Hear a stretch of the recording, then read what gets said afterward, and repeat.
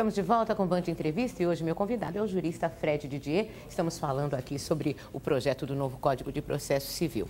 Doutor Fred, o que muda com relação à possibilidade de conversão de ações individuais em ações coletivas? Isso é uma grande novidade. Não existe no Brasil hoje essa possibilidade.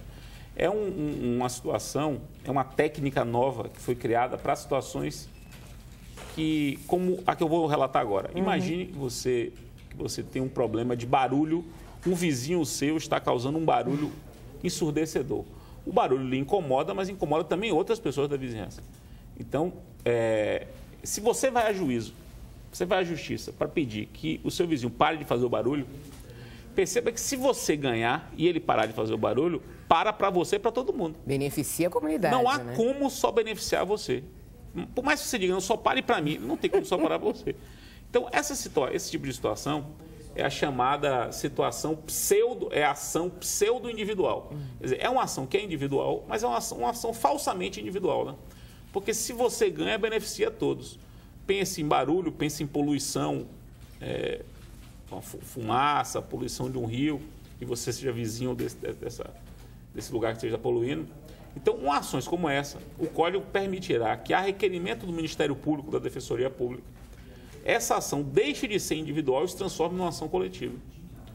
É uma técnica, né? Por quê? Porque, já que aquilo vai beneficiar a coletividade, ela deve processar-se como se processam as ações coletivas. E tem diferença entre o processo de uma individual para uma coletiva? Tem, basicamente, diferença em relação à coisa julgada.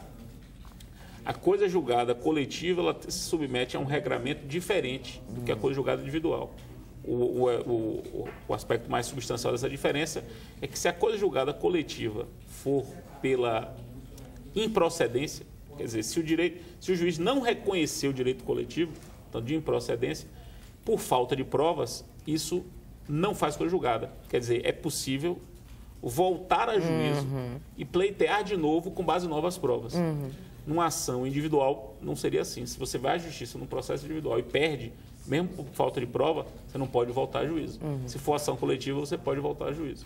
Além de a ação coletiva não ter custa. Não ter custa. Agora, doutor Fred, nos últimos anos a gente tem visto, sim, uma aproximação do brasileiro da justiça, né? Como o senhor disse, a gente tem mais conhecimento, por exemplo, de direito do consumidor, se ouve falar mais em direito de família.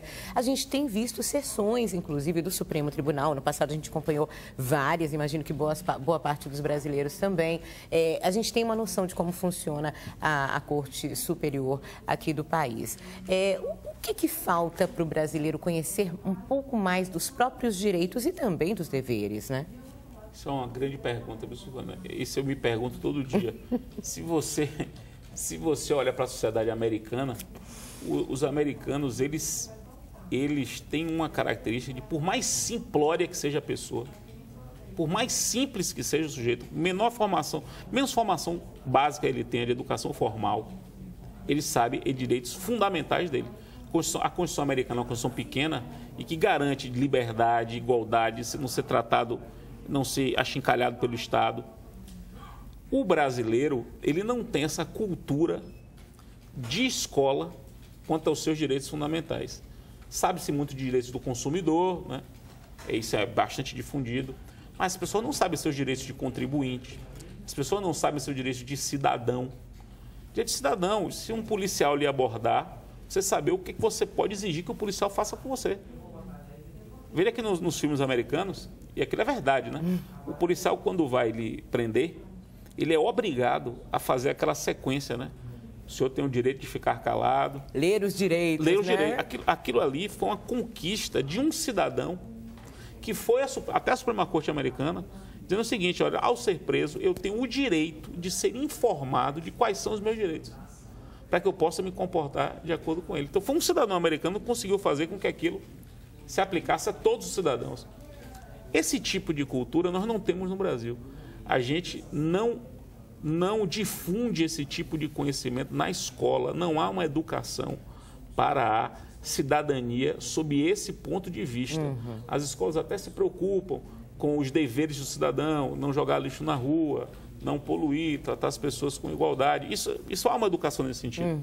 Mas não há uma educação para formar no cidadão um repertório com os seus direitos em face do Estado. Isso é um mistério.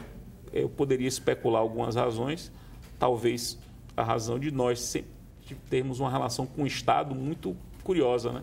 O brasileiro gosta do Estado protetor, do Estado próximo. O Brasil se sente bem, né, com o Estado. Isso é um dado curioso da nossa história, né? Porque a gente acaba vendo o Estado como um protetor, como quase um pai. Como né? um pai. As sociedades outras, mais liberais, como a Inglaterra, Estados Unidos, veem o Estado como alguém para ser temido. Vamos nos proteger contra o Estado. E nós buscamos proteção no Estado. É uma forma de encarar o Estado diferente. Talvez essa seja uma causa. Das explicações. Uma das explicações. Mas eu não me sinto preparado para dar essa resposta, porque é uma pergunta muito complexa. Dr. Fred, muito obrigada aí pelas informações, pelas explicações e uma boa noite para o senhor. Muito obrigado, boa noite para todos aí. Para você também uma ótima noite. Vamos então ensinar os direitos dos cidadãos para as nossas crianças e a gente se encontra aqui no próximo Band Entrevista.